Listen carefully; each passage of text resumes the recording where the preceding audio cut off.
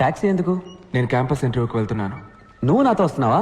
కాదు, నేను ఇంటర్వ్యూకి వెళ్తున్నాను, నువ్వు ఇంటికి వెళ్తున్నావు. నేనెందుకు ఇంటికి వెళ్ళాలి? ఆ రోజు మనం పాణికి ప్రామిస్ చేశాంగా, మర్చిపోయావా? నీ టైం నాకివ్వు. జోక్లు వద్దురా, నేను ఇంటర్వ్యూకి వెళ్ళాలి. ఇది చదివాక నువ్వు ఇంటర్వ్యూకి వెళ్ళవనుకుంటాను. ఏంటది? లెటర్. హంగేరీ నుంచి ఎవరో మాతే, బెన్స్ మాతే, ఫోటోగ్రాఫర్ అట. మాతే ఆ లెటర్ పోస్ట్ చేస్తావా? బ్రెజిలియన్ రైన్ ఫారెస్ట్ లో 1 year ఇంటర్న్షిప్ ప్రోగ్రామ్. వీడి మొహానికి జీతం ఒకటే.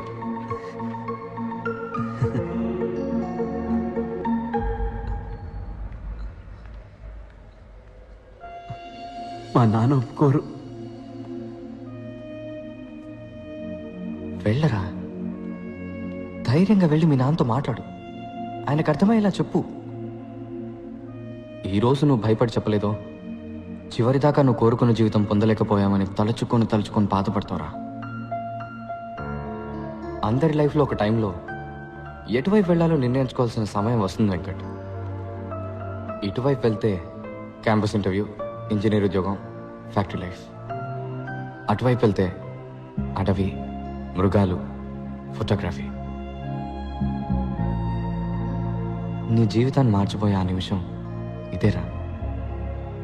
డిసైడ్ చేసుకోరా.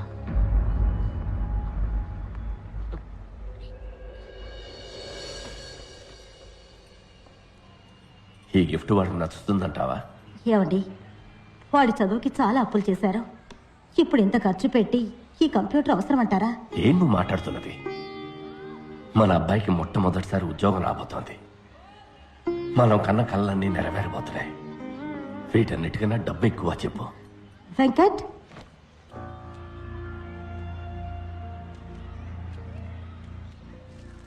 రే, ఇవాళ నువ్వు ఇంటర్వ్యూకి వెళ్ళాలి కదా? నేను వెళ్ళలేదు. ఏ?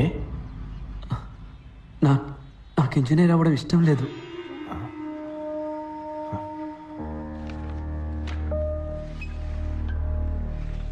ఏమైంది? ఏదైనా యాక్సిడెంటా?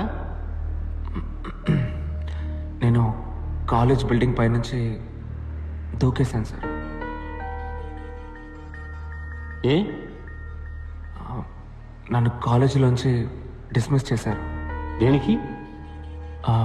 నేను తాగేసి ప్రిన్సిపల్ ఇంటి గుమ్మలో పాస్ పోసాను సార్. ఆ పిచ్చి వెతవ పాణి నోటుకొచ్చింది చెప్పి నిన్ను బ్రెయిన్ వాష్ చేశాడు రా. నాకు ఇంజనీరింగ్ బుర్రకు ఎక్కటం లేదు నాన్న.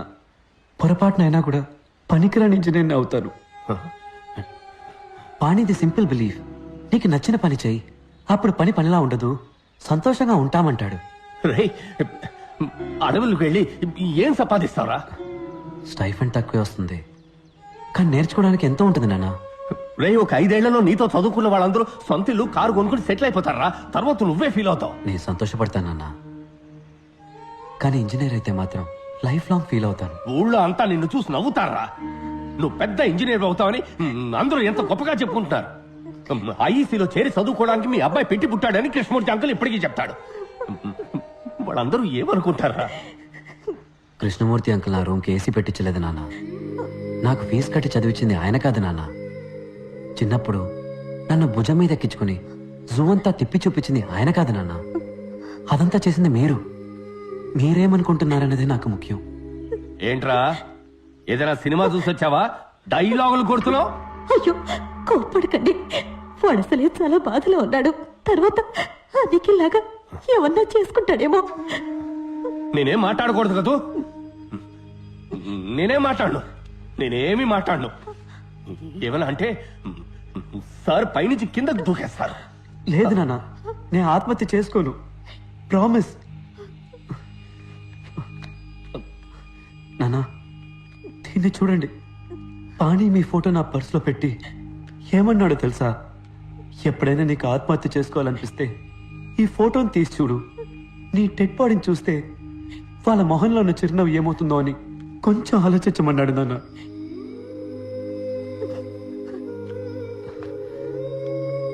నాన్న, నేను మీతో మనసుప్పి మాట్లాడడానికి వచ్చాను.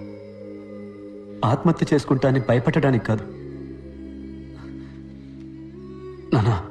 నేను ఫోటోగ్రాఫర్ని అయితే ఏమవుతుంది నాన్న? జీతం తక్కువ వస్తుంది, చిన్న ఇల్లు, చిన్న కారు, కానీ నేను చాలా సంతోషంగా ఉంటాను. I will be very happy. వచ్చే జీతంలో మీకు ఒక మంచి షర్టు, అమ్మకు ఒక మంచి చీర కొనిస్తే చాలు నా మనసుకి ఎంతో తృప్తిగా ఉంటుంది. నేనెప్పుడు మీరు చెప్పినట్టే నడుచుకుంటూ ఉన్నాను కదా, ఈ ఒక్కసారికి నా మనసు చెప్పినట్టు నడుచుకోనివ్వండి నాన్న. ప్లీజ్ నాన్న, ప్లీజ్.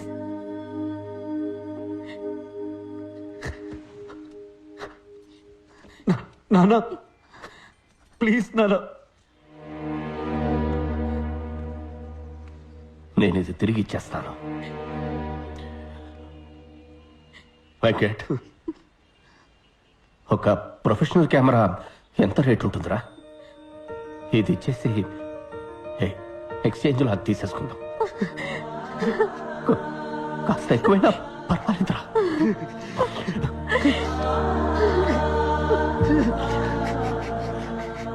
వెంకట్, నీకు నచ్చిన పని చేయరా.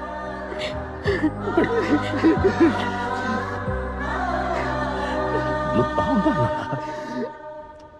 అన్ని సెమిస్టర్స్లోనూ నీకు మార్కులు తక్కువగా వచ్చాయి. ఏ? భయం సార్. నేను చిన్నప్పుడు స్కూల్లో చదువుకునేటప్పుడు నాకు మార్క్స్ బాగానే వచ్చేవి సార్. మన కుటుంబ కష్టాలన్నీ మన అబ్బాయి తీరుస్తాడని మా అమ్మ నాన్న అనేవారు. అప్పుడు స్టార్ట్ అయింది సార్ ఈ భయం. నేను 5వ క్లాస్ వరకు కాన్వెంట్లోనే చదువుకున్నాను సార్. ప్రతి నెల ఫీజు కట్టలేకపోతున్నామని గవర్నమెంట్ స్కూల్లో తెలుగు మీడియంలో జాయిన్ చేశారు. ఇక్కడికి వచ్చి చూస్తే అంతా ఇంగ్లీష్లోనే ఉంది. దిక్కు తోచలేదు.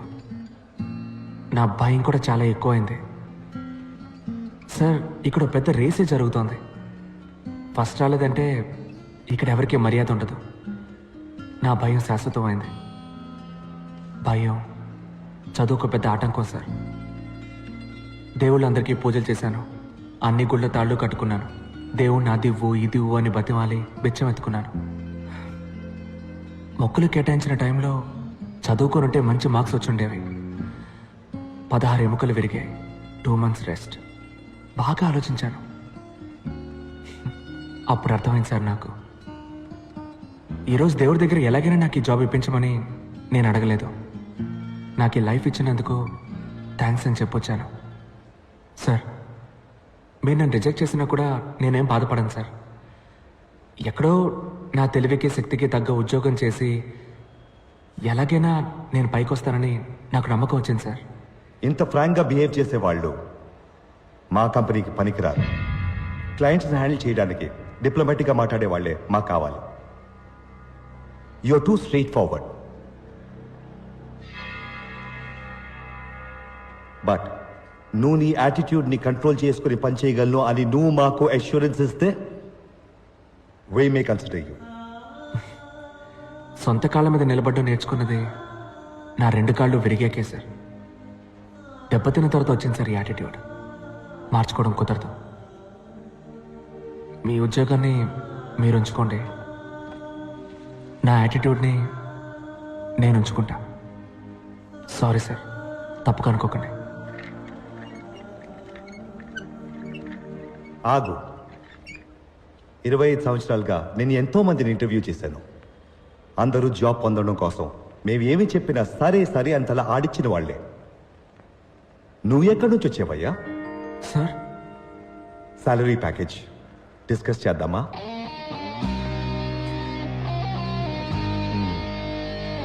Thank you sir. Thank you sir.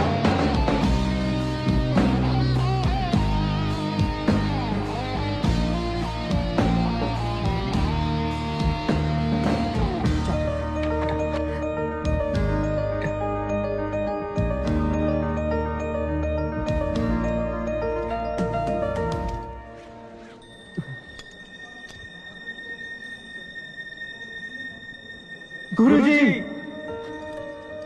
You are great. మమ్మల్ని ఆశీర్వదించండి. ఏయ్, ఏయ్.